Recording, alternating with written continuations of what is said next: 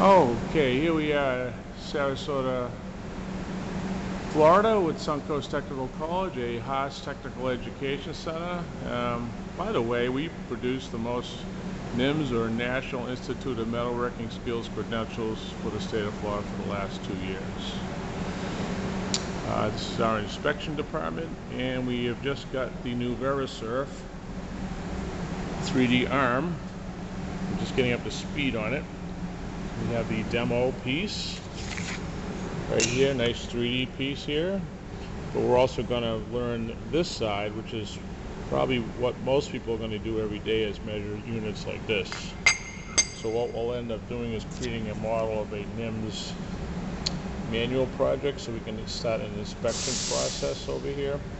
So everybody can learn to be inspectors and first piece inspectors, so when we start doing our other checks, we can do that. So it's a very nice device. I mean, we have typical equipment here: optical comparator, nice big granite plate, pins, micrometers for up to 12 inches, a lot of height gauges here, angle plates, enough for your basic small shop that would have. And once we get up to speed on this, we'll be able to digitally measure with VeriSurf software using the 3D gauge provided by Immerse to Learn. We're a big user of their products, especially their Learn CNC program, software training. But we also have to use all kinds of manual measurements over here, like drop indicators, a mic stand, because sometimes we don't have three hands, so you can hold your micrometer in the stand. We had some donated pieces, like somebody donated that depth micrometer. We have a couple of sets of depth micrometers. And then over here are flammable cabinet projects that are people working on, our lockers, our cleaning area, our medical supplies, because you do cut your finger every now and then. And we're always well equipped here at our MSDS center, as all good shops should have. We're always sending people over to, what size do I need to drill that hole, and everybody in the shop needs to know and go over to the chart on the wall. There are many charts usually on the wall, or you probably should have a notebook that has this type of information.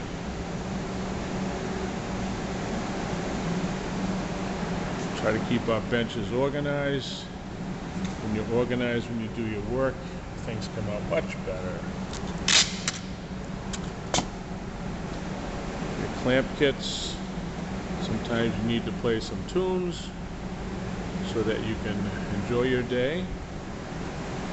Over the lathe department here, we have a couple of lathes with a nice safety pedal on the bottom. This one, we have a 5C collet attachment, but they all come with 3 and 4 jaw lathe chucks. This one over here has the 4 jaw chuck. I'm sorry, 3 jaw chuck.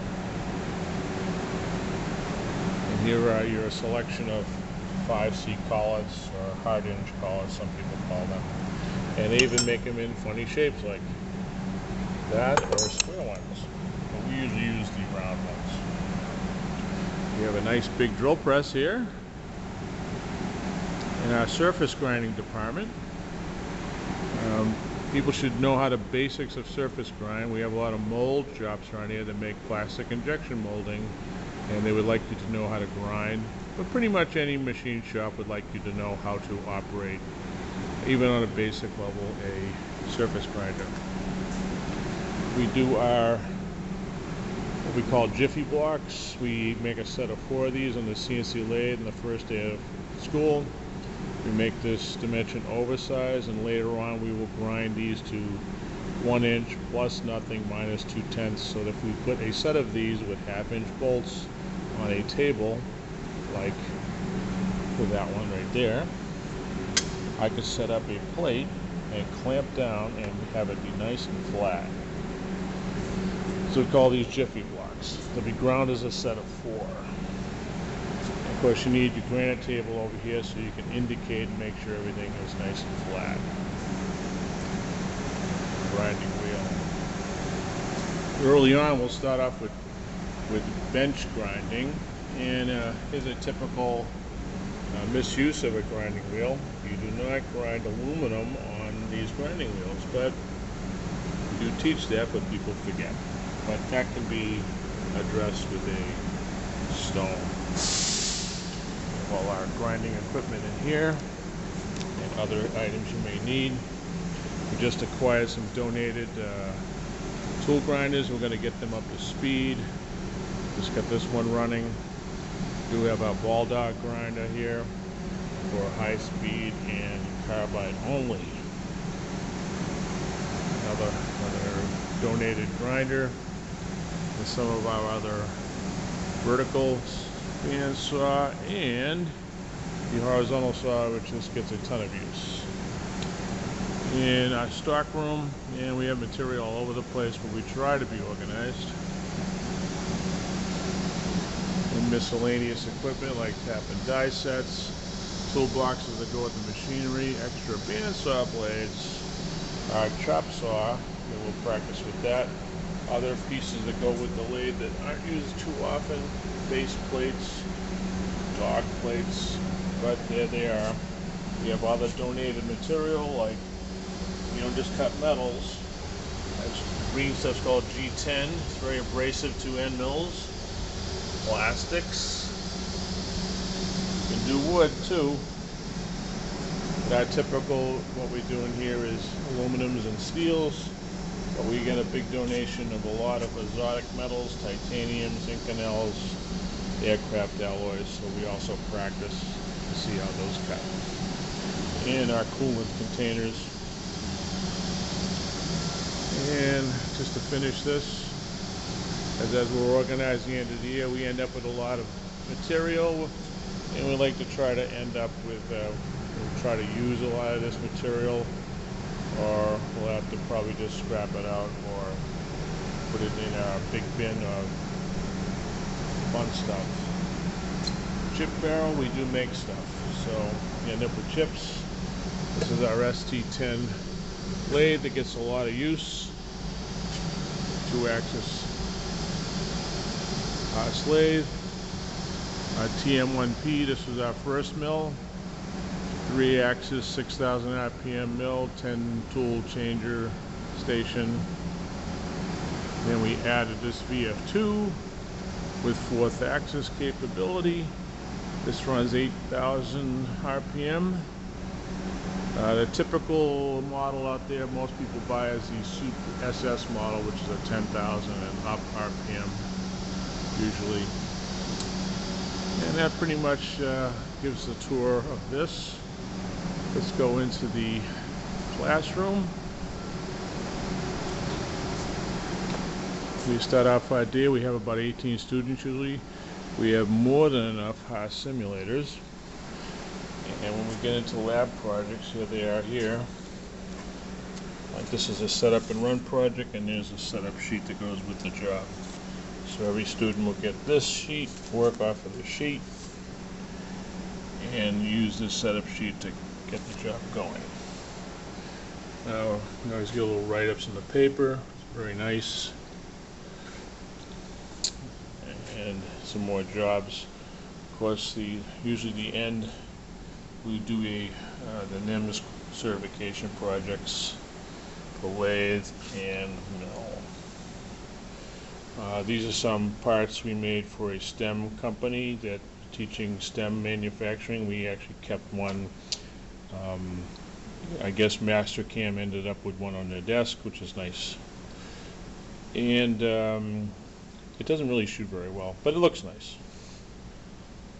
This was made by students that was given to me, can't really see that well, at the county meeting about how how is our machine shop program doing.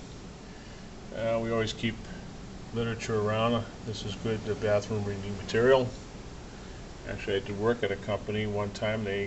All the stalls had this literature so you can learn while you're waiting, and all the kind of things we evolved in an industry. More charts. Yes, we make things for that plane.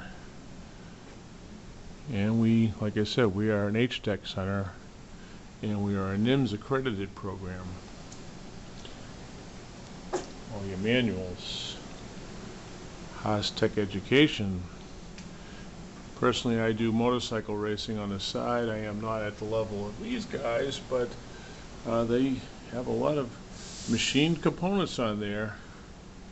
They're big supporters like MTC Engineering, which is in Cocoa Beach, Florida.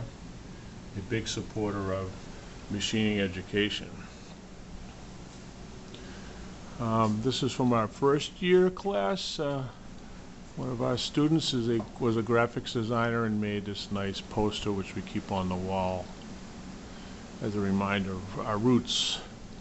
This is our sort of parts that we've made or other companies have made. Like this one is a edge factor project. Of course, our coasters, some funny stuff like a whoops, or somebody took the part out too early and put this big slug in and tried to cut it off there. We all catch this stuff in time, hopefully. These were 5-axis demos we did at a company I worked for up in New Hampshire in 1990 when 5-axis was extremely new. We have 2 Mastercam workstations here with X9, the ever-present refrigerator. We also have 2 other learning stations over here. We do a lot of immerse to learn learning. We have the active board system, which is like a digital whiteboard. I love this thing. Of course, they had to teach me how to use it because I had no idea. And of course, we have the rules of the shop. There is one rule. Safety, and the number 2 rule would be don't crash the boss's expensive machine. Some other articles, we've been in the paper a couple times because this is an industry that's in dying need of people. Some high schools are coming next week. We're going to do a Made in Florida demonstration. We have the job board, the jobs available, a poster donated by Mike Rowe Foundation, and these are my certifications in NIMS. Thank you very much.